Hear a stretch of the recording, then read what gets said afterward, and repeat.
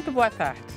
No Sem Censura de hoje, nós vamos falar sobre inclusão nas escolas, sobre música, sobre cinema e sobre meditação para as crianças. E os nossos convidados são Ana Helena Goldenstein, que é psicopedagoga, e ela vem nos falar sobre a inclusão da pessoa com deficiência nas escolas. É isso, o diferente nas escolas. É o acolhimento a esse jovem adulto na instituição de ensino superior, isso mesmo. Maravilha. Nós estamos com Gabriel Moura, que é músico, e ele acaba de lançar o seu terceiro CD. Isso. Quem não se mexer vai dançar, e que é para dançar. Exatamente. Prazer em ter aqui o sobrinho do Paulo Moura. Prazer todo meu em estar participando aqui do programa, essa nova fase desse programa, né, tão emblemático na história Maravilha, Gabriel. do Você Brasil. pertence aqui junto com teus músicos. Obrigado. Nós estamos com Babu Santana, que é ator, e ele vai ser homenageado no Festival de Cinema de Tiradentes pelos seus brilhantes 20 anos de carreira. E é uma homenagem a você especial, né? Estou me acostumando com a ideia ainda, porque a gente não tá falando que a gente não se prepara para uma homenagem, né? A gente vai lá fazer a escolinha, lá, pô, vou me preparar para daqui a 20 anos ser homenageado, tá? Então, quer dizer, tá tudo muito novo, mas muito bom, muito Mal gostoso. não faz, né? Não faz não mesmo. faz. Estamos com Vitor Friari. É Friari que diz? Friari. Friari, que é psicólogo, e ele vem nos falar desse seu livro, que ele acaba de lançar, que é Mindfulness para Crianças. O Friari não saiu, o Mindfulness saiu melhor, né? Adorei seu livro, a gente vai conversar, a gente até fez uma pequena meditação, foi muito bom. Que bom, Vera. É tão simples a gente sair do automático e trazer a nossa consciência para a vida. Eu queria compartilhar um pouco com vocês isso hoje. Foi muito bom. E nós estamos com o nosso Bruno Barros, que voltou de férias e que nos deixa muito felizes, todos, e que vai falar com vocês. Oi, Bruno. E aí, Vera, boa tarde, muito bom estar Foi de volta. difícil sem você, ainda bem que a Camila estava aqui. Eu estava lá de casa assistindo vocês, morrendo de saudade. Boa tarde a todo mundo. Muito boa tarde ao senhor, à senhora que está em casa. Chegou a hora de participar do Sem Censura. Para participar, Vera, é muito fácil, todo mundo já sabe, mas eu vou falar de novo. Hashtag Sem Censura, sua rede social favorita. Pode ser Twitter, pode ser Instagram, pode ser Facebook. Sua mensagem cai aqui no meu computador, eu passo para os nossos convidados. É bem fácil, assim, todo mundo participa. Vera. Maravilha. Deixa eu começar pedindo logo para o Gabriel dizer a que ele veio ao mundo. Vamos tocar uma coisinha? Primeiro, apresenta seus músicos, o Afonso. Quero apresentar aqui Afonso Velasquez, contrabaixo, Marcelo Vig, bateria, e Nelson Freitas, teclados. E a gente vai ouvir Felicidade, que é sua. É minha em parceria com o Pretinho da Serrinha, Seu Jorge e Leandro Fabi. Tá de bom tamanho. Tá de bom tamanho.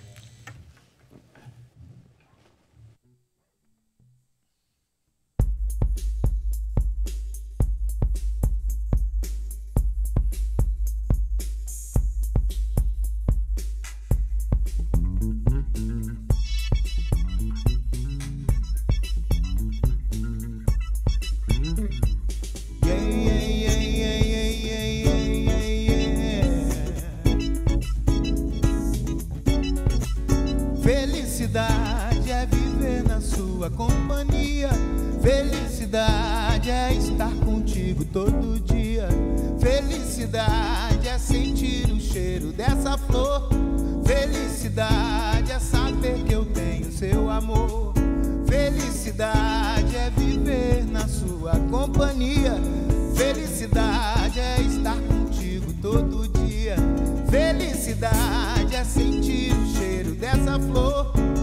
Felicidade é saber que eu tenho seu amor. Felicidade é saber de verdade que a gente sente saudade quando não consegue se ver.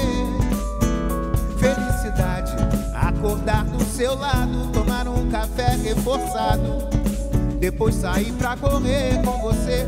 Felicidade é poder jogar um pano, colar no show do Caetano, cantarodar até o dia raiar. Felicidade é, no fim de semana, curtir uma praia bacana e um pôr do sol de arrasar. Felicidade é viver na sua companhia. Felicidade é estar contigo todo dia.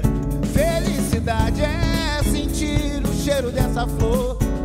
Felicidade é saber que eu tenho seu amor. Felicidade, felicidade. La la ya, la ya. La la ya, la ya. La la ya, la ya. La la ya, la ya. Felicidade. Obrigado. Caramba, sou muito feliz de ter uma banda assim desse tamanho aqui. Bom, obrigada, hein? Vem pra cá, pra gente conversar um pouquinho. Um dos sonhos da minha vida era ter uma festa de rico, dar uma festa com meus amigos e ter o Tim Maia cantando. Quando ele morreu, eu fiquei muito arrasado, porque não deu tempo de eu ficar rica, ter a festa e ter ele cantando. Aí, hoje de manhã, eu estava ouvindo o disco do Gabriel e digo, caramba, como ele lembra de Tim Maia, afinal, né, não? Aí, em suma, hoje eu consegui ter o Gabriel Moura, que me lembra de Tim Maia, o Tim Maia. Entendeu? Acho que é a mágica do Vitor, né? Uma inclusão aí total, cara. Impossível. Muito bom. Muito bom isso. Quantos anos você tem, Gabriel? Eu tô com 49. Tô indo pro Galo. Não, Esse tava ano achando é o ano do esquisito. Galo. Eu achei que você era muito mais novo. Eu digo assim, gente, mas ele não parece idade, não parece 30 anos. E você Legal. é sobrinho do Paulo Moura, Eu e sou foi o sobrinho Paulo dele. Moura que pegou você e levou pra música? É, o Paulo Moura, ele já me Você levou para parece com tocar ele um pouco. nos bailes de gafieira, quando eu era pós-adolescente, me levou para trabalhar no teatro. E aí, de trabalhar no teatro, eu acabei conhecendo o Babu, porque aí depois eu fui trabalhar no Nós no Morro? com ele e com toda aquela equipe maravilhosa. O Paulo Moura foi muito importante para mim, toda a vida. Quando eu fui morar em Portugal, ele foi lá me visitar. Quando chegou lá, viu que eu estava tocando na noite e falou, olha, melhor você ir embora para o Brasil. Eu pago sua passagem, mas vai embora. No Brasil tá rolando um monte de coisa. Eu cheguei aqui e começou o Farofa Carioca no mesmo mês que eu voltei.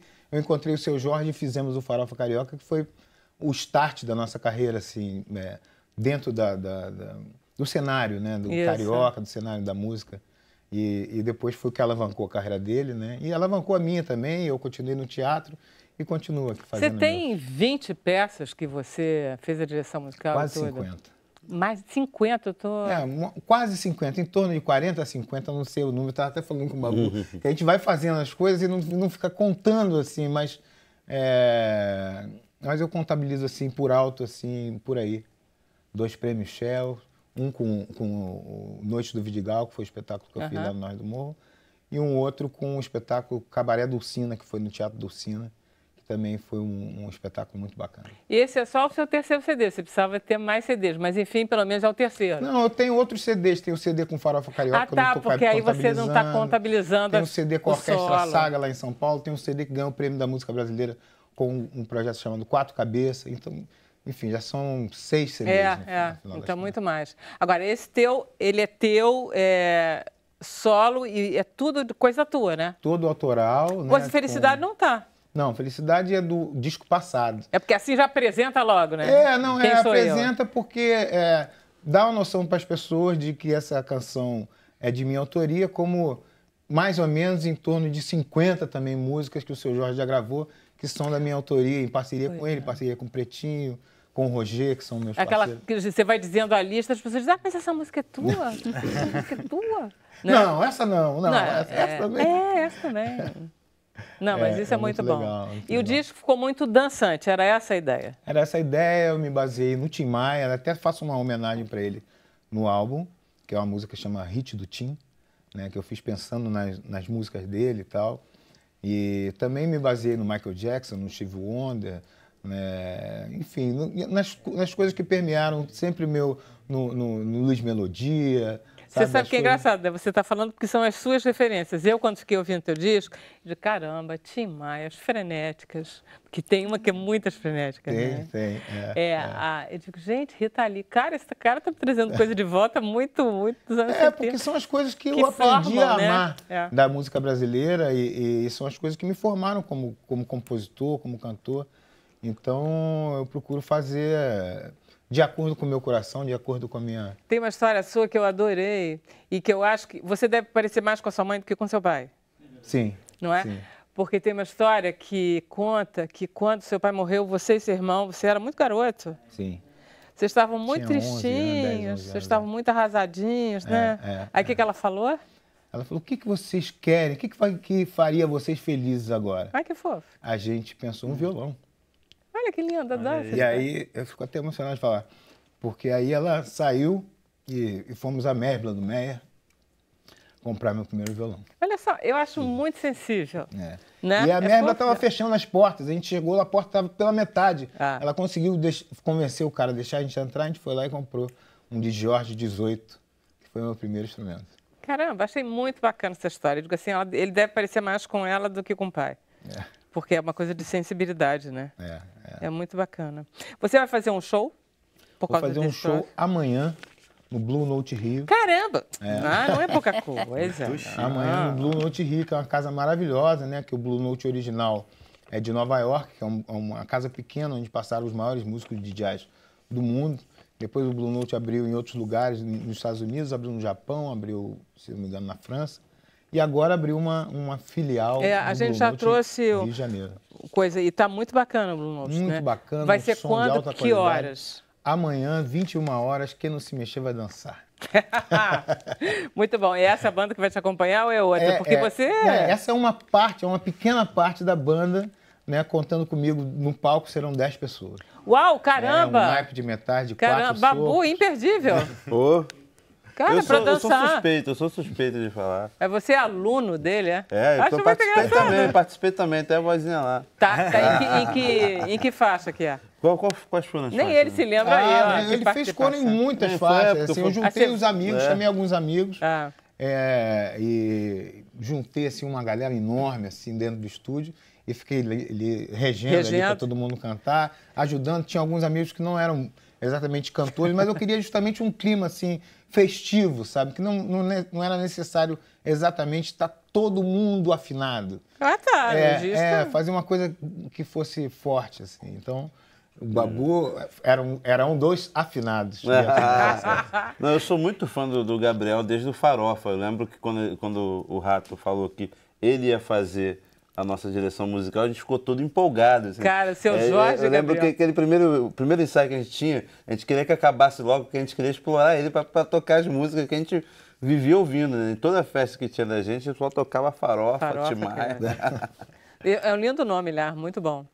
Você sabe que eu estava falando com o Marcelo aqui que eu adorava gravar no estúdio do Liminho entrevista, porque o estúdio dele é muito bom. Ótimo estúdio. E o ar-condicionado lá funciona, que é uma beleza. Porque jornalista chega em qualquer lugar e aí o cara do áudio diz assim, vai ter que te ligar o ar-condicionado, porque está entrando. Aí você desliga, faz aquela entrevista, um pesadelo de calor. Mas no estúdio do Liminha, não. Cuida, uma beleza. E ele foi o produtor do disco, Pois né? é. E vai fazer a participação amanhã, ele, Liminha e o Mosca também, que é um Caramba, grande... o Mosca esteve aqui. O Legal. Mosca é uma pessoa sensacional, um compositor maravilhoso, um violonista excelente, um cantor, enfim, e um amigo grande. Né? Diz Então, aí, vou ter esses Gabriel, dois quais são amigos. os projetos, assim, tipo teatro, não sei o quê? Como é que você está fazendo agora? Na verdade, eu tenho alguns projetos para esse ano de teatro, mas eu não vou saber nem dizer o nome. A gente tem essa coisa de lei, né, de colocar o projeto na lei para poder captar o recurso, porque o teatro precisa mesmo de um monte de recursos para poder fazer tudo aquilo funcionar, é muita coisa para funcionar.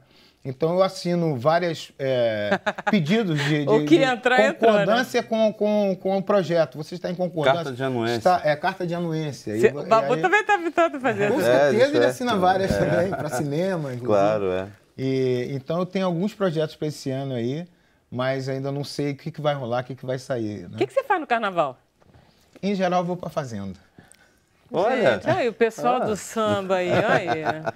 Eu já participei Pessoal. bastante de carnaval, já fiz samba para Capixosa de Pilares, para o Bloco das Carmelitas, já desfilei em escolas, desfilei várias vezes na Mangueira. Enfim, eu adoro o carnaval, mas eu prefiro mais ficar com a minha família. E a família tem uma fazenda em Valença que a gente costuma ir. Então, sempre que tem um feriado mais largo, assim, maior, que a gente vai juntos para Eu lá. não estou querendo aproveita. estragar os seus prazeres, mas está todo mundo vacinado? todo mundo vacinado. Valença, inclusive, teve casos agora esses dias. Exatamente. Exatamente. É muito perto de mata, né? Então, vamos às vacinas. Vamos às vacinas. Aliás, Maravilha, Gabriel. Tomar, no né? final, você vai cantar o quê para a gente já se preparar para ir dançando? No final, eu vou cantar uma música que chama Ela Mora Longe. Que tá no CD. Tá no CD. Essa tá no CD novo, tá no álbum novo, tá tocando aí nas rádios aqui no Rio de Janeiro. E espero que vocês já tenham ouvido e conheçam. Como é que a gente compra esse CD? O CD está nas lojas e livrarias, né, que vendem CD físico, ele tem o CD físico. E também está em todas as plataformas digitais, né?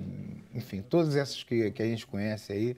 Spotify, Deezer, Napster, Google Play. Tem que fazer isso mesmo, né? Você tem que ter o objeto físico, mas o fundamental mesmo são as... porque o digital está em todo lugar, assim, as pessoas não precisam comprar exatamente o disco, elas pagam uma taxa mensal e ouvem 40 mil, tem acesso a 40 milhões de músicas. Então, o disco já não vende mais como vendia antigamente, mas de qualquer forma, cai uns centavinhos ali. Que a gente vai acumulando devagar. Maravilha. Gente, vamos conversar agora com o Vitor Freari, que está com esse livro. Olha só, a gente ganha, olha só, é bonitinho, ó. Ganha bolsinha, um livrinho, com canetinha. Tudo isso. Aí eu li o livro inteiro, Vitor, gostei muito, acho muito interessante, porque eu gosto especialmente das palavras que você usa quando você fala de meditação, quando você fala de contato com você mesmo. Ao contrário de, sei lá, você começa, entendeu? Eu até anotei as palavras, é assim, suavidade, aceitação, compaixão, paciência, confiança e curiosidade consigo mesmo. É isso aí. Entendeu? Então, são palavras que dizem muito do teu livro e do tipo de objetivo que você tem. Então, é muito... Acalma logo de saída. De cara, você já fica, né, relaxado. Essa tua ideia de trabalhar, você é psicólogo e trabalha com mindfulness há quanto tempo? Desde 2008. Eu sou professor de meditação e yoga. Na verdade, antes de me formar como psicólogo, eu já dava aula de yoga e de meditação para adultos, para crianças. E eu morei muitos anos na Inglaterra, né, com 18 anos aos meus 30 anos. E foi lá que eu tive essa oportunidade de trabalhar com crianças, adultos, dando aula de meditação. E depois eu fui mais para a parte clínica. Mas na minha graduação e no meu mestrado, eu sempre me interessei pelo uso dessas práticas para bem-estar. Sempre foi foco de pesquisa para mim, trabalhar e estudar o mindfulness e outras terapias complementares. E em 2009 eu me vi treinando mais aprofundadamente como utilizar a meditação como uma ferramenta clínica e desde então eu venho trabalhando com isso. Porque a tua ideia é que a meditação ela é terapêutica, ela certeza. Cura. Com certeza. Ela serve para a gente como um mecanismo de inteligência emocional e de atenção. Então essas palavras que você citou aí, eu acho interessante que você viu isso, né? Porque é exatamente isso que eu queria trazer no livro. Né? Esse contato com essas habilidades, são habilidades, capacidades humanas que a gente tem. E que a gente pode sistematicamente treinar isso para que a gente possa viver melhor uns com os outros e conosco também. Pois é, me dava sempre a sensação que tanto o yoga quanto a meditação são armas ou formas da gente se conhecer melhor. Mas você fala de uma coisa além disso, você fala de terapia, quer dizer, da gente se curar de coisas. É verdade que o mundo de hoje é um mundo meio estressado mesmo, todo mundo, né, com muita pressa e com muita sede de realizar. É verdade, é verdade. Até tem uma história que eu gosto de contar quando eu faço esses programas. Um dia eu estava vindo da região dos Lagos, pegando a Rio Ponte Niterói. Eu estava dirigindo, tinha um carro na frente, um rapaz estava fazendo a curva e com a mão esquerda ele estava dirigindo o volante, com a mão direita, imagina o que ele estava fazendo. Dirigindo, falando no celular. Fazendo a barba. Ih, rapaz. Conta essa história, o pessoal... Quer dizer, a gente com pressa tá pra caramba, nós estamos com pressa, tem uma correria muito grande e nisso a gente... Em todas as atividades do nosso dia a dia, a gente perde de ver esses detalhes, de apreciar as coisas que vão acontecendo. Como a gente ouviu a música aqui do Gabriel, estava atento, estava percebendo como eu me sentia, me arrepiei, fiquei feliz, fiquei contente, me emocionei, queria cantar. E quando eu estou atento, mais presente, eu consigo perceber tudo isso. Isso pode transformar a minha experiência, isso pode transformar aquilo que eu estou vivendo. Né? Então, o mindfulness nada mais é do que um processo que envolve regular a atenção dessa maneira e também cultivar atitudes especiais, para que a gente possa, de fato, ampliar a nossa capacidade de ser humano, de ser inteiro. Você, né? diz que isso tudo está ligado ao Zen budismo, mas que o que você propõe não é nem uma experiência espiritual, nem uma experiência religiosa. E isso é legal, quer dizer, é uma experiência humana, assim. Exatamente, exatamente. Eu gosto de falar que o mindfulness ele tem duas partes. Ele pode ser praticado através de uma meditação mais formal, essa que a gente conhece, né? Olhinhos fechados. Eu também posso praticar mindfulness, porque é um processo de atenção, sem fechar o olho. Eu posso prestar atenção ao que a gente está fazendo aqui agora, nesse encontro, como eu me sinto, o que você diz. Eu estou mais presente, né? Então, não preciso necessariamente fechar o olho e meditar para fazer isso. Eu posso fazer isso de outras maneiras também. Então, é esse conjunto de estratégias que eu trago no livro. O livro, na verdade, ele é um manual para pais e para profissionais ensinarem crianças, né, em vários contextos, em casa, em escolas, na clínica, a praticarem isso. Porque eu acho que a gente pode começar a fazer esse trabalho bem cedo. Inclusive, existem pesquisas que já associam o desenvolvimento de habilidades como essas socioemocionais, que se aprende com mindfulness, e habilidades cognitivas, né, de atenção, concentração, ligadas a um bem-estar na vida adulta maior. Inclusive, há estudos que relacionam uma menor criminalidade, menor uso de substâncias abuso de substâncias, maior qualidade na área educacional, maior saúde mental em adultos que desenvolveram isso na infância. Com certeza. Eu vou fazer um intervalo, mas eu queria voltar para falar das crianças especificamente no teu livro, que eu gostei muito. A gente volta já já com Sem Censura.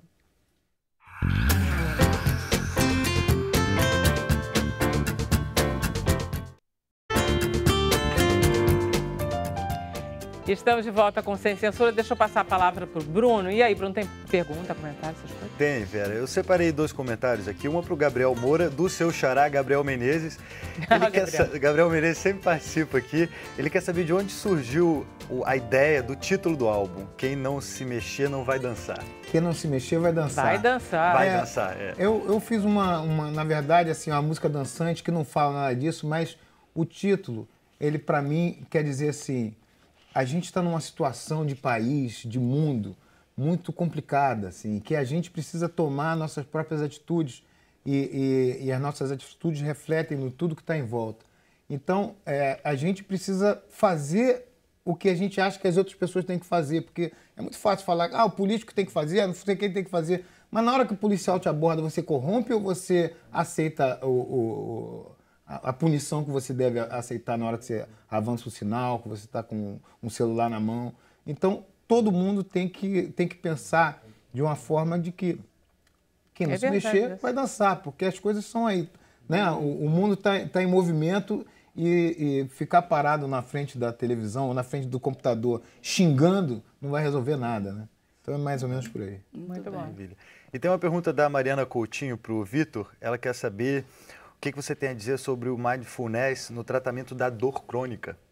Interessante, interessante. O mindfulness ele tende a ajudar as pessoas a primeiramente, a identificar todo o processo de reação à dor. Né? Geralmente, pacientes com dor crônica tendem a pensar negativamente acerca da dor. Tem uma relação de crítica julgadora e isso aumenta sintomas de estresse que corroboram a percepção de dor. Então, hoje a gente sabe que se a gente ajuda as pessoas a criarem uma nova forma, uma forma mais compassiva, mais gentil de lidar com dificuldade, ela consegue suportar essa dificuldade de uma diferente maneira. Então, pacientes com dor crônica tendem a perceber menos dor quando eles passam pelo processo de praticar meditação mindfulness, por exemplo, no dia a dia, em relação à dor que elas têm. Então, pode ser muito útil. Porque tem tudo a ver com essa coisa que você diz, que não adianta fingir que a coisa não está aí.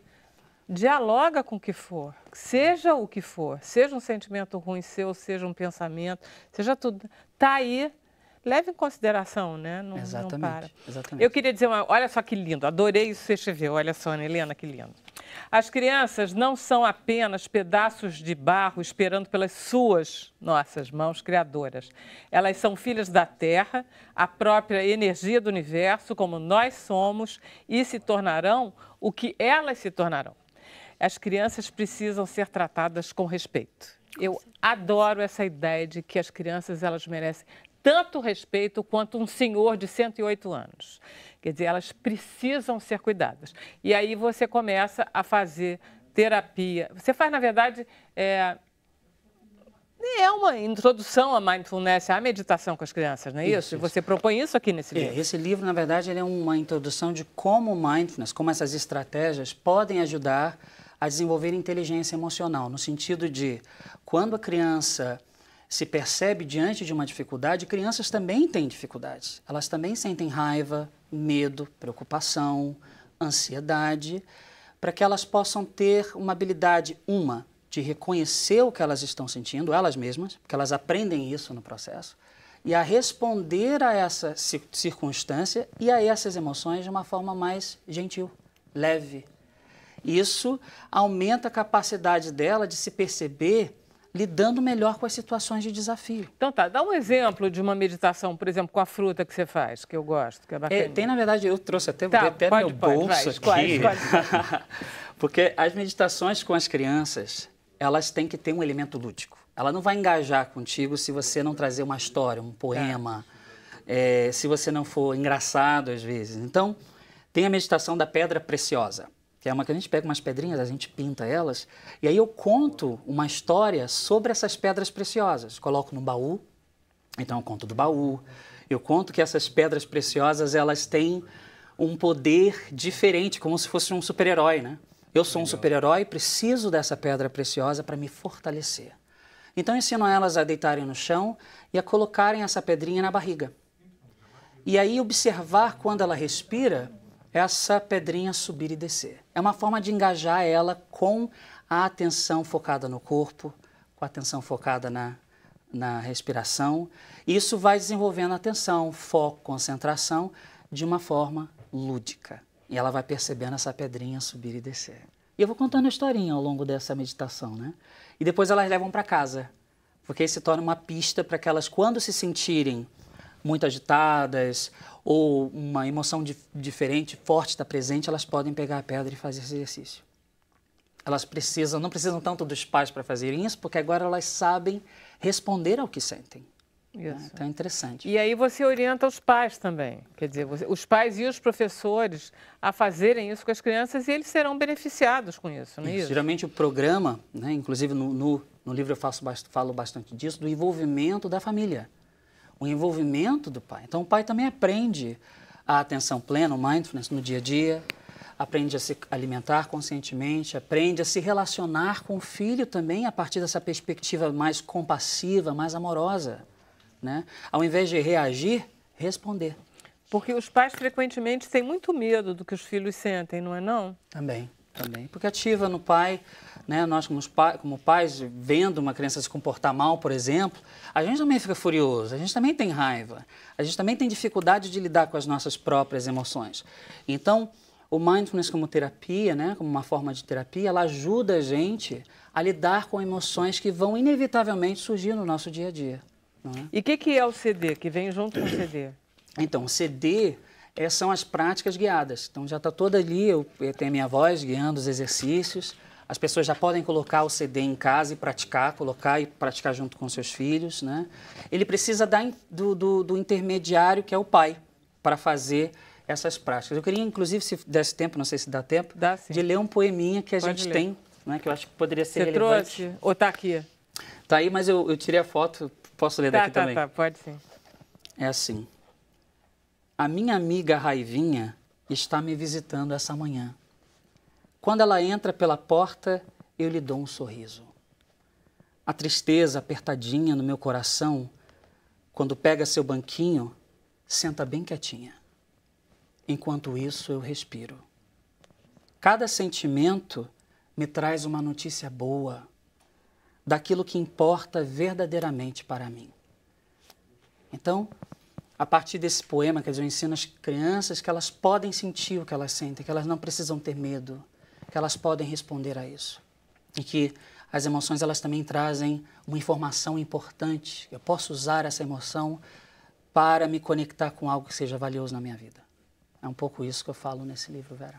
Eu adoro isso, usar as emoções como informação, porque isso daí eu já ouvi de outras formas. Uma vez eu conheci um diretor de teatro alemão, Peter Palitz, que tinha trabalhado com Bertolt Brecht durante muitos anos, e ele só dizia assim, vocês prestem muita atenção, e eu sempre fiz isso.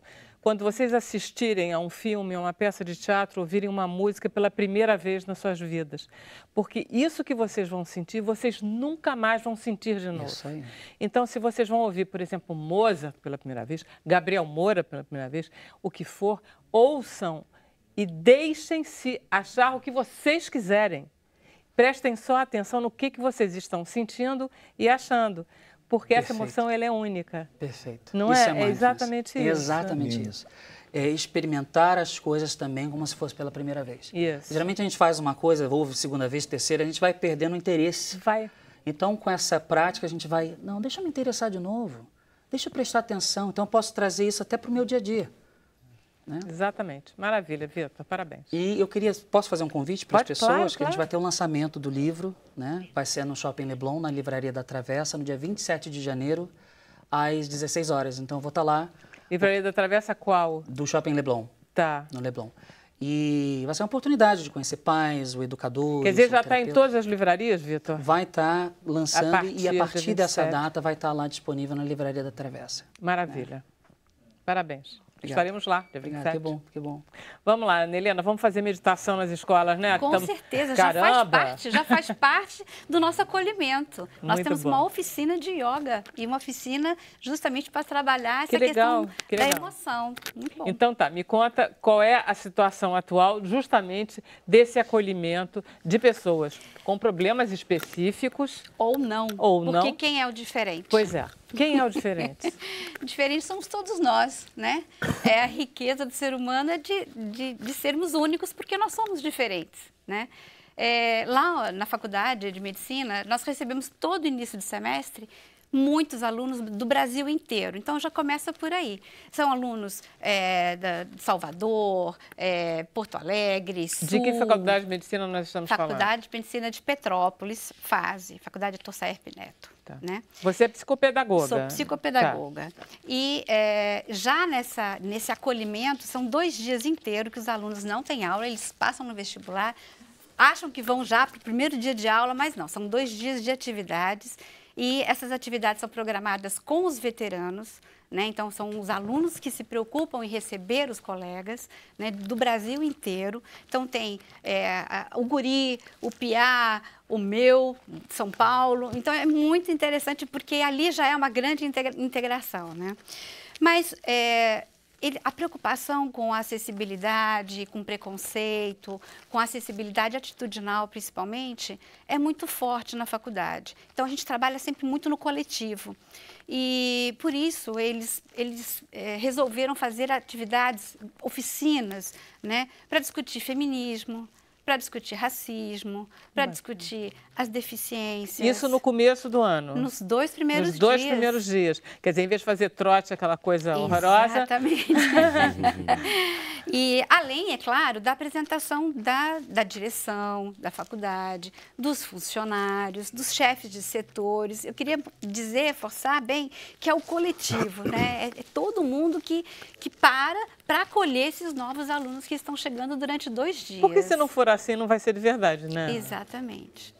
E ali a gente percebe, assim, tem também oficina de palhaçoterapia,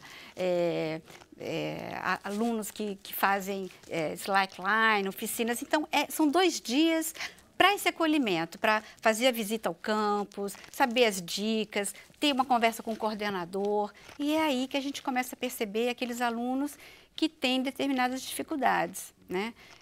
Deficientes auditivos, visuais. E aí eu entro, né? Que essa informação, ela vem lá desde o vestibular, quando ele já se inscreveu. Né? Ele tem um campo específico dizendo o que ele precisa para fazer a prova.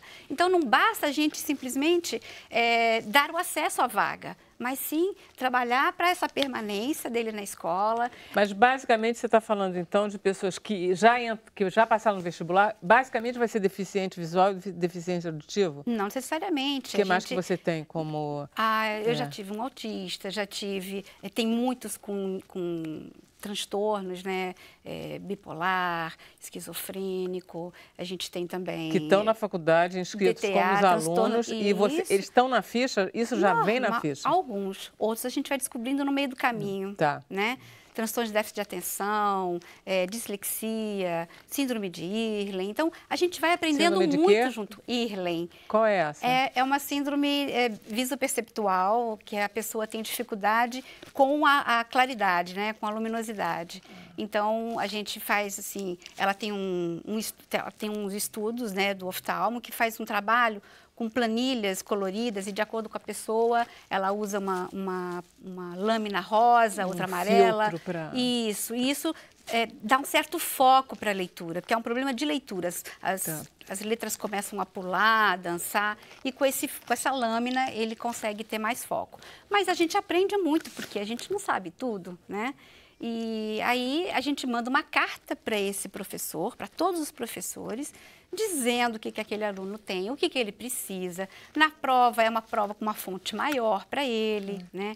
No caso do deficiente auditivo, o professor, eu mando essa carta de orientação dizendo que ele precisa estar centrado, porque o aluno faz leitura labial. Quer dizer, você, na verdade, tem que conhecer qual é a atitude certa de cada professor para cada caso de aluno. Para cada caso. E você tem que orientar o professor. Essa é a tua função. Ele vai caminhando, alguns mais lentos, né? Porque a coisa mais importante é respeitar o ritmo das pessoas, né? Nem todo mundo tem o mesmo ritmo. Então, essas palavras do início que você falou do livro do Vitor, né? Que é suavidade, que é aceitação, né?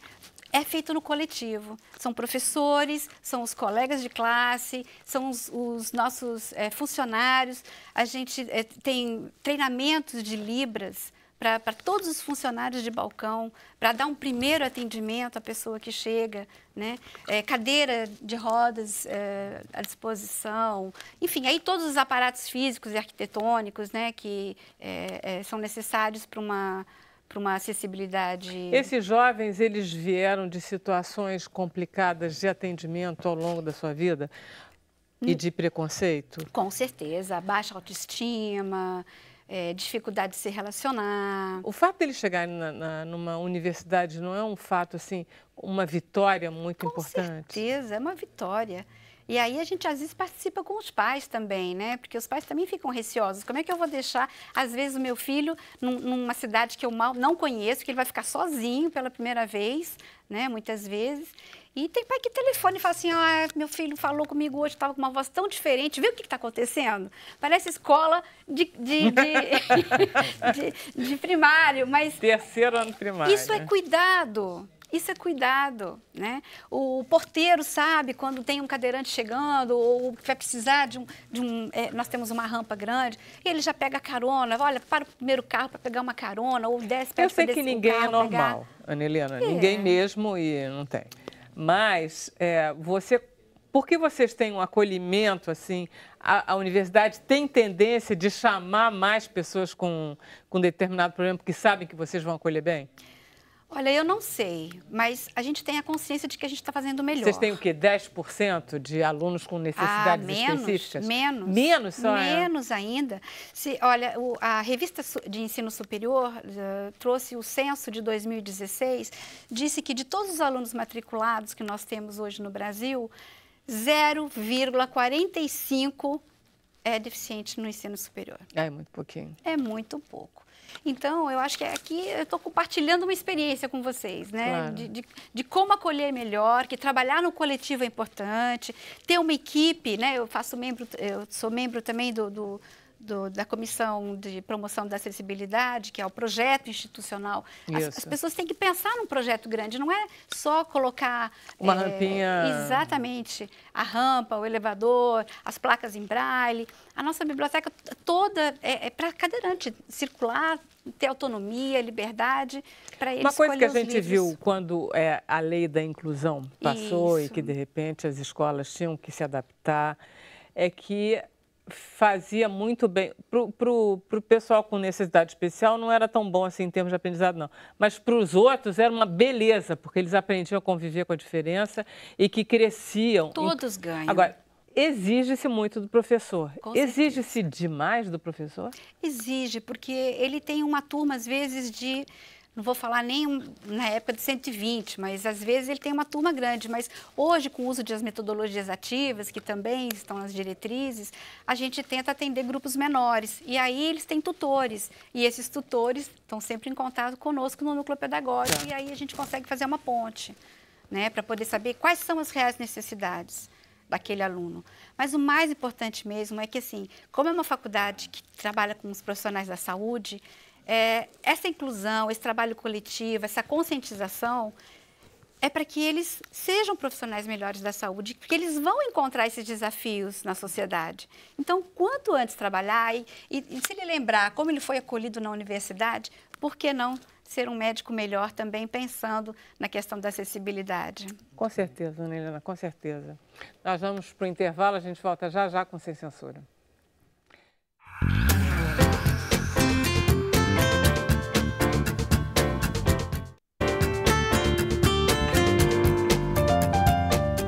Então, estamos de volta. E aí, Bruno? Comentários, perguntas? Olha aí, tem sim, Vera. Estão falando aqui da parceria, estão falando que ama a parceria do Gabriel com o seu Jorge.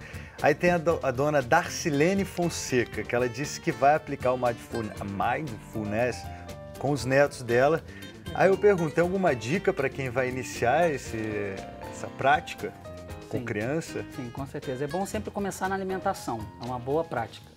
Você, quando as crianças estão se alimentando, faz perguntas sobre o que elas estão vendo, sentindo, cheirando. Ah, não, faz aquela outra brincadeira. Eles mandam as crianças ficarem de olho fechado, aí dá, sei lá, um limão. Isso. Pode dar um limão de olho fechado, botar uma vendinha, e aí você vai botando a mão. E como é que é isso? O que você está sentindo agora? Descreve para mim essa sensação.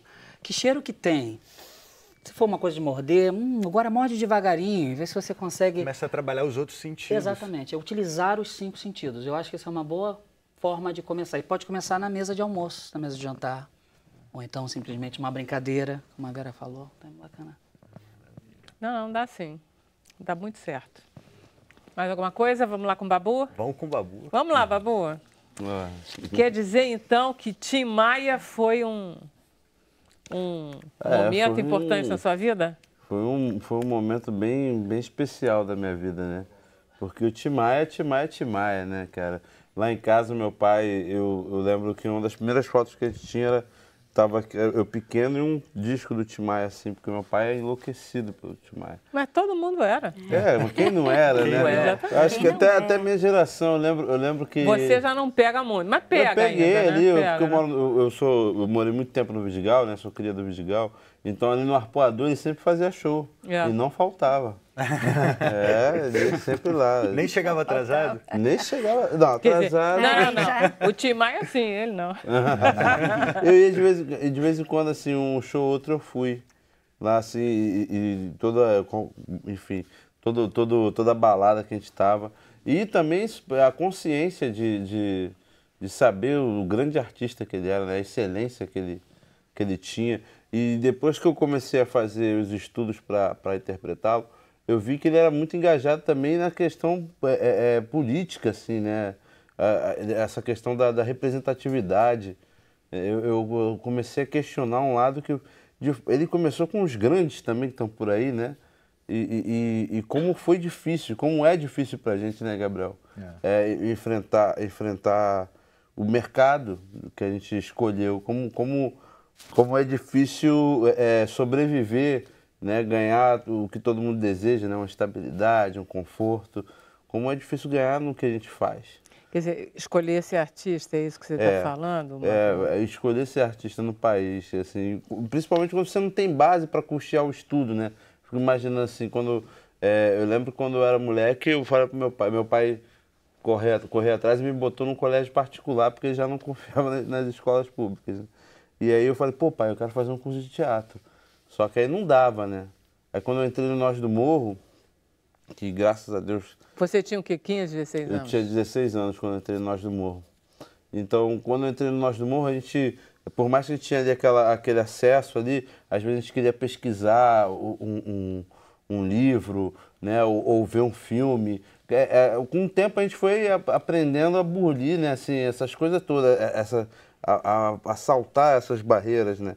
A gente começou a conhecer uma galera, né, tinha o show do Farofa, tinha o show do Gabriel, né, a gente começou a burlir isso. Mas quando chegou a hora de contribuir em casa financeiramente, que também foi difícil, né. Eu lembro de um episódio muito forte, que foi uma vez que minha mãe teve um problema, ela era esquizofrênica, ela teve um problema muito forte. E aí ela parou de trabalhar e a gente começou a ter dificuldades. Eu tive que parar a peça que eu estava ensaiando para poder ajudar meu pai a ganhar grana para casa, né? Então por manter essa coisa... É muito duro, né? É difícil. Ainda mais, e pouco espaço, né, cara? A gente tem muito pouco espaço para o artista negro, mestiço. Eu ainda enfrento eu lembro uma vez também que foi muito engraçado. Eu fui fazer teste para uma novela e ela, não, pô, é para fazer escravo. Não dá. Eu falei, tudo bem. Aí, não, vem que tem esse outro teste aqui. Não, é a família da fulana, pô, não é branca. Falei, pô, não sou preto, não sou branco, onde é que eu me encaixo aí? Você é brasileiro, né? Brasileiro, então, né? Todas essas dificuldades e a gente num grupo, era um grupo muito numeroso, né? Nossa peça era muito numerosa, então trabalhar, fazer essa equação assim, ser artista e ser cidadão. Ser negro no Brasil, morando no Vidigal, não é brincadeira, não, né? É bem difícil. E quando vem Tim Maia, me vem todo... Não, mas peraí. Eu comecei pelo final. A gente pode começar, porque Cidade de Deus não foi também coisa assim de jogar fora. Cidade de Deus foi bacana. Não, jamais. Eu lembro que até ali no Cidade de Deus eu conhecia só o teatro, né? Televisão e cinema era um sonho, era um Olimpo que... O teatro foi o primeiro filme que você fez, assim, mais e que deu muito certo, né? Foi a primeira experiência, esse câmbio, né, de como a gente até então atuava em teatro, como atuar para a câmera, né? Um quadro mais apertadinho, né? Se eu faço assim, meu braço sai do quadro. Isso. Como é que eu expresso isso com... Cadê a câmera aqui? Como é que eu faço isso menor, né? E essa na oficina do Cidade de Deus foi muito... Inclusive, os oficineiros eram professores do Nós do Morro também, o Guti também estava nessa, só depois que entrou a Fátima Toledo, né? Infelizmente eu não participei da questão da Fátima Toledo, porque eu estava fazendo outro filme, que era Uma Onda no Ar, que a gente acabou, né, tendo uma gama ali de conhecimentos, né? A gente começou a ganhar destaque no cenário ali, quando começou a fazer as oficinas, já tinham, imagina, o Douglas era um show à parte, o Douglas. Né? Ele pequenininho, ele era um show à parte. Então a gente começou, todo mundo começou a ver que ali tinha material bacana, né? Que tinha pessoas com muito talento. Então a gente começou a ser convidado a fazer testes em outros filmes. Que eu passei numa Onda no Ar, né? Eu lembro até hoje o argumento lá que tinha, eu passei por Um Homem do Ano e Uma Onda no Ar. E aí o pessoal do Homem do Ano, olha, a gente está na iminência da resposta aqui de um ator, aí de repente se ele aceitar, você vai fazer o outro. E aí lá em Minas também, fala assim, se esse menino aqui for fazer o do Rio, você vai fazer esse aqui. E esse menino era o Lázaro Ramos. Esse tal de Lázaro. Esse tal de Lázaro que fica aí, um ator baiano. Enfim, então sim, as oficinas do Cidade de Deus, mais do que o filme, essa coisa que o Fernando, a Kátia, né, que eles fizeram de fazer toda essa pesquisa, esse preparo que a gente teve para o filme, me ajudou muito a codificar essa coisa, né, do ator do teatro para o ator para a câmera. né? E aí, de lá para cá, graças a Deus, a gente foi fazendo pelo menos 2, 3 por ano. Agora, olha só para terminar, você está indo para o Festival de Cinema de Tiradentes. Tem alguma coisa no festival que está ligado a você? Vão apresentar algum filme teu? Tem 3 filmes meus lá, né? Vai ser exibido um filme lindo que eu acabei de fazer, que foi o Café com Canela, que é um filme do lado Recôncavo Baiano, da terra da minha família. Foi uma coisa muito louca. Foi muito especial fazer esse filme. É um personagem diferente de tudo que eu já fiz na minha vida, né? Que ele trata-se de um médico gay da cidade do Recôncavo Baiano ali, né? Vai ter Uma Onda no Ar, que foi o primeiro filme com um personagem grande que eu fiz. Vai ter o Timaya e vai ter a estreia do Bandeira de Retalhos, que é um texto do Sérgio Ricardo, né? Que desse texto foi feita uma peça lá no Nós do Morro. E da peça deu origem a esse filme que vai estrear. E você está no filme? Também estou nesses filmes todos aí. Muito bem, parabéns, Babu. Deixa eu agora pedir eu vou depois no Facebook, eu vou perguntar por que ele se chama Babu. Vamos lá, Gabriel, vamos cantar? Vamos. Beleza. Vai ser? Ela mora longe. Ela mora longe nada, ela mora aqui do lado. Lá em Valença. Gente, deixa eu só me despedir dos telespectadores. Todas as minhas caixinhas de som estão caindo hoje. Eu acho que essa calça tá larga.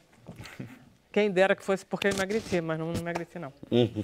Olha só, muito obrigado. Sem Censura vai terminando. A gente vai para o Facebook agora. Queria agradecer a presença do Gabriel e de vocês três. Muito obrigado. Da Ana Helena, do Babu e do Vitor. 5 horas da manhã, 5 horas da tarde, a gente volta amanhã. Agora a gente fica com o Gabriel e logo depois a gente vai para o Facebook. Certo? Vamos lá, Gabriel.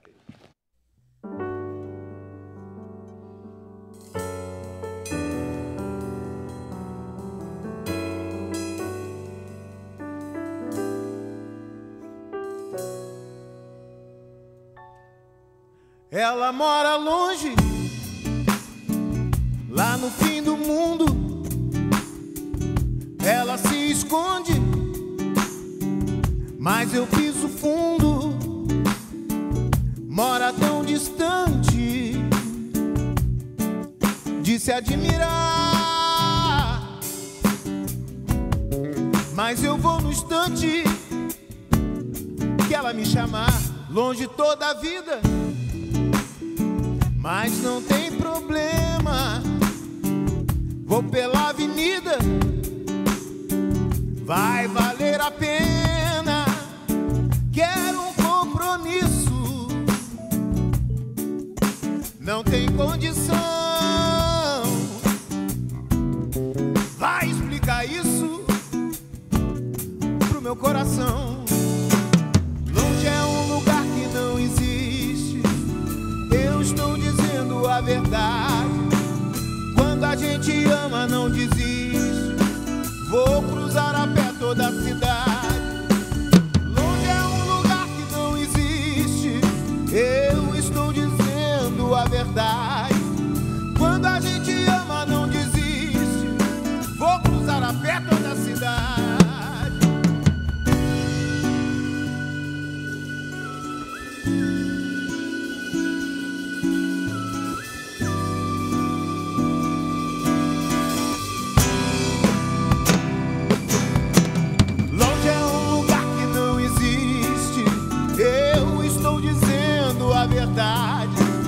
Quando a gente ama, não desiste.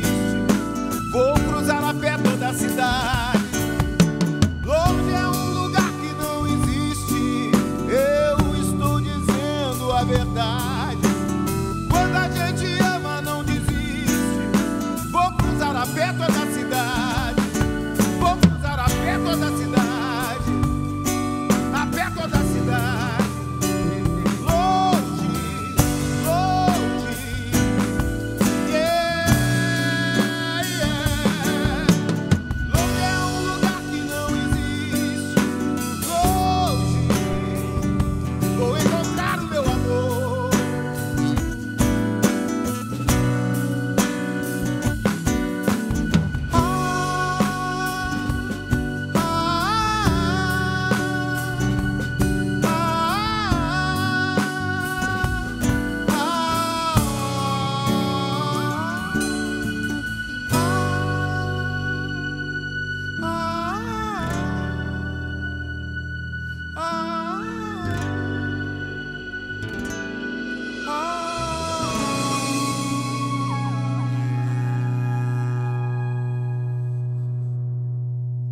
Caramba.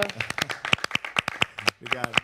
E aí, Bruno, onde estamos? Sensacional, dá uma emoção, né? Uma bateria aqui Cara, dentro essa do bateria, Rapaz. impressionante. Marcelo. Muito bom isso, Gabriel. Vocês podiam vir aqui toda semana. Opa, estamos aí.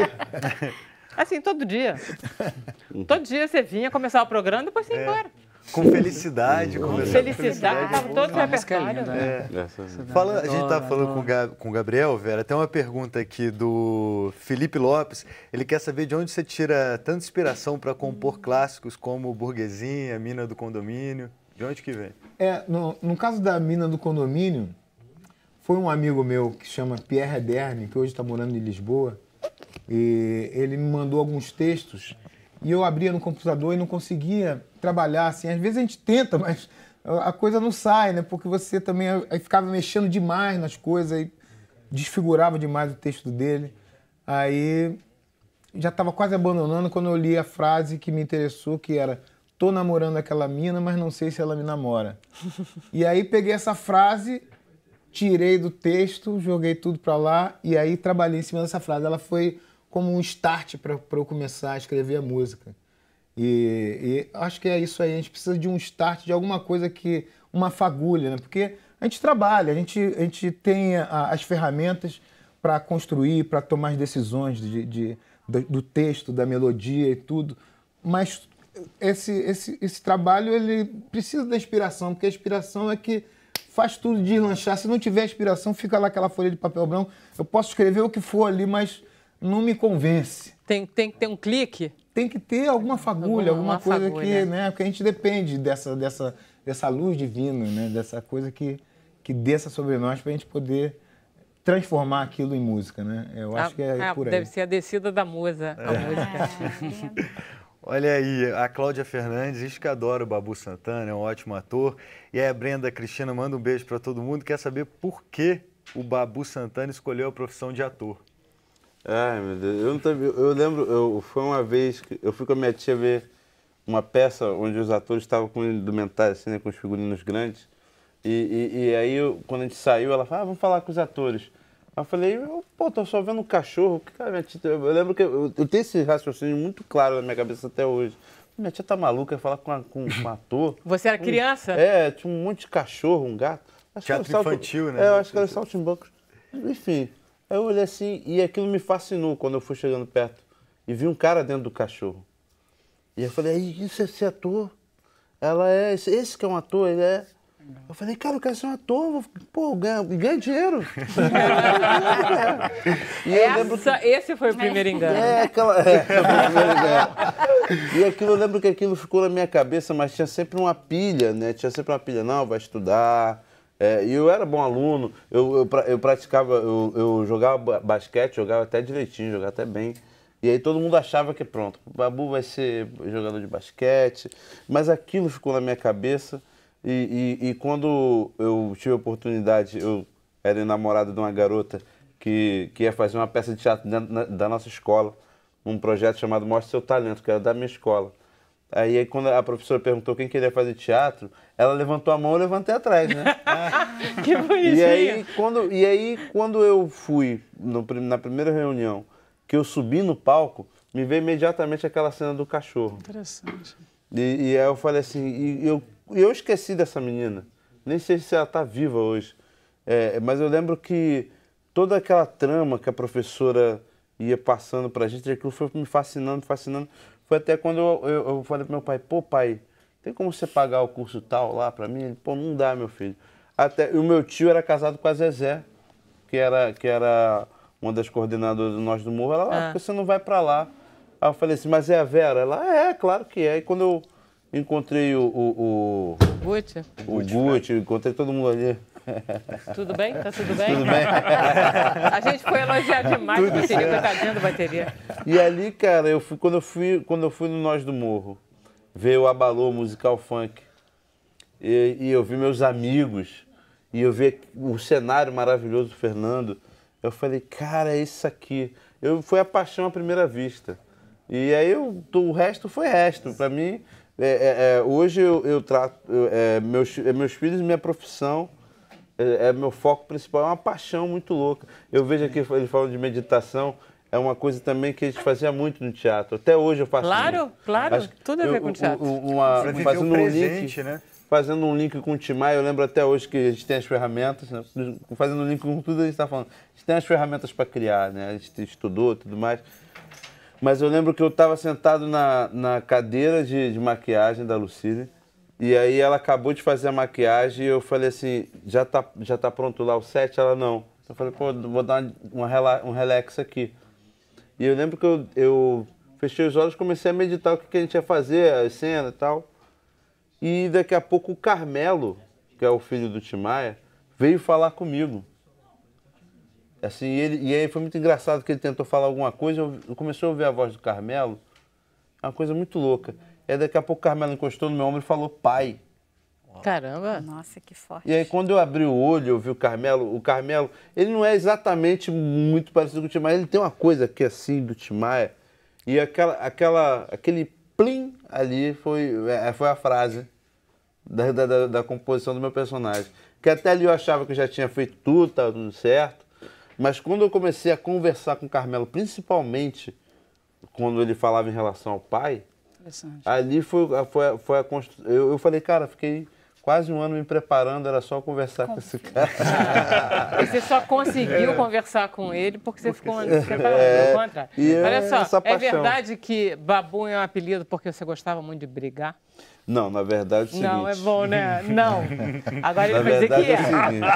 O seguinte, isso era um bullying muito sério. Eu tenho um tio meu que é muito engajado, assim, que sempre me deu muito orgulho da minha origem africana, da minha origem dali de comunidade. Então, eu estava em um colégio particular com os moleques riquinhos que me chamavam de babuíno. Caramba! É bullying. Que era associado a uma figura lá, um vídeo que circulava na nossa escola, falando sobre os primatas. E tinha um vídeo de um babuíno pulando, que nem um louco.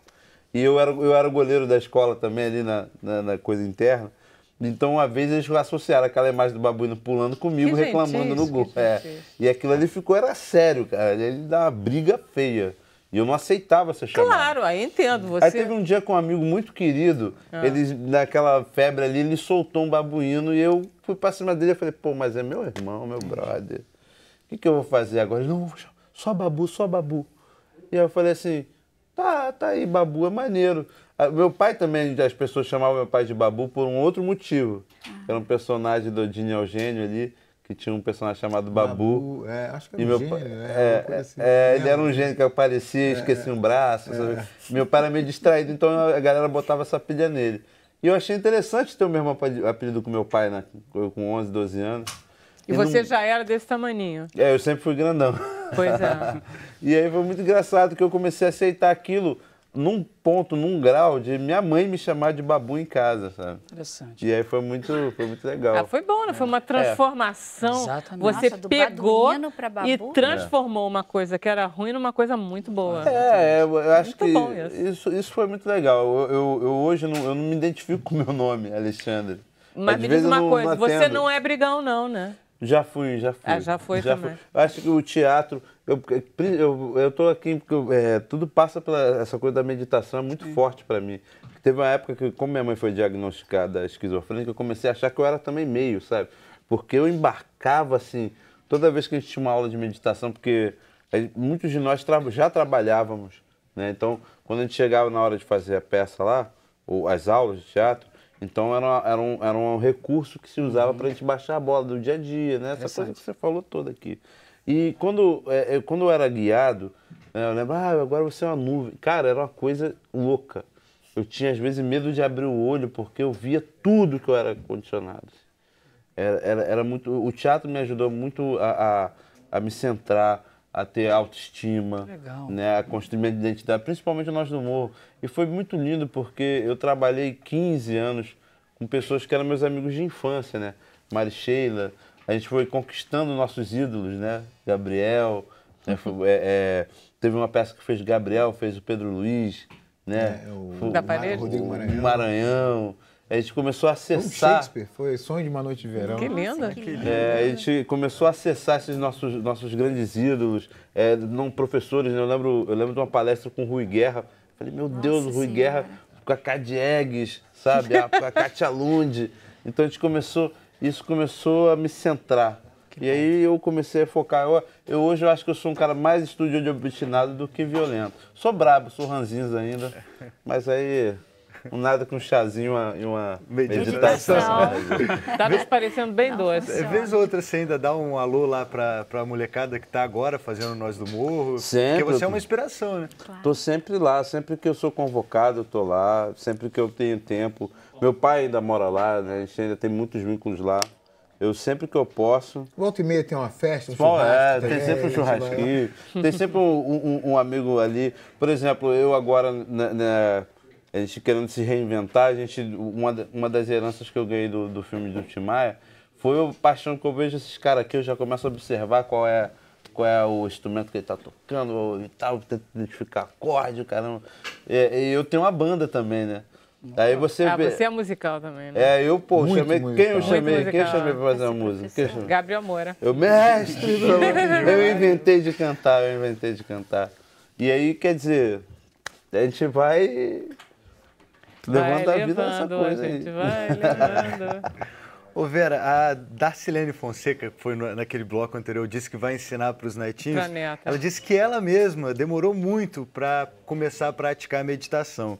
Ela descobriu que hoje não há regras, mas a disciplina ajuda muito. Ela tá certa? Não há regras. Eu acho que quanto mais simples, melhor. Eu acho que se você iniciar assim com uma expectativa de ser algo básico, só pausando, só prestando atenção na respiração, sempre é uma boa forma de iniciar a prática de meditação. Se a gente complica demais as coisas, a gente põe muitos obstáculos, né? Aí acaba sendo distante. Eu preciso disso, preciso de um espaço adequado, eu preciso de um altar. É que nem resolver fazer ginástica. Aí você compra ginástica, compra o tênis, compra a roupa inteira, completa, marca academia, não sei o quê, matricula, paga uma fortuna. E, na verdade, bastava ter subido 10 andares e descido. Exatamente. Eu tenho um professor que sempre fala, menos é mais. Exatamente. Isso é uma frase ótima. Uma boa maneira de se... Na música, menos é mais. Uma boa maneira de se praticar é no transporte público. Eu faço isso. Numa fila, uma fila assim, se eu estou na fila, não tem como escapar, eu tenho que ficar aqui. Respira conscientemente algumas vezes, já vai mudar o seu humor. Já vai mudar a sua atitude. O Gabriel falou uma coisa, hoje está presente, né? O Gabriel fala, eu fui assistir uma peça, é uma coisa que me incomoda muito. Eu falo, meu Deus do céu, eu tenho que começar a pegar um lugar muito na frente, porque me incomoda as pessoas, vai numa peça, tá com aquele negócio ali. Vai ver o filho, tá com aquele negócio ali. Acho que de repente não precisa nem fechar os olhos, né? É só estar no lugar. Uma vez aconteceu comigo que minha filha era pequena, devia ter 2, 3 anos, assim, e eu tinha que chegar em casa para pegar o violão e sair rápido, porque eu tinha um compromisso. Aí pensando, já subindo no elevador, pensando, poxa, se a Júlia me ver, ela vai chorar, não vai deixar eu sair. Eu vou entrar rápido, assim, fazer cirúrgico, para poder entrar e sair sem ela me ver, porque eu tava com pressa.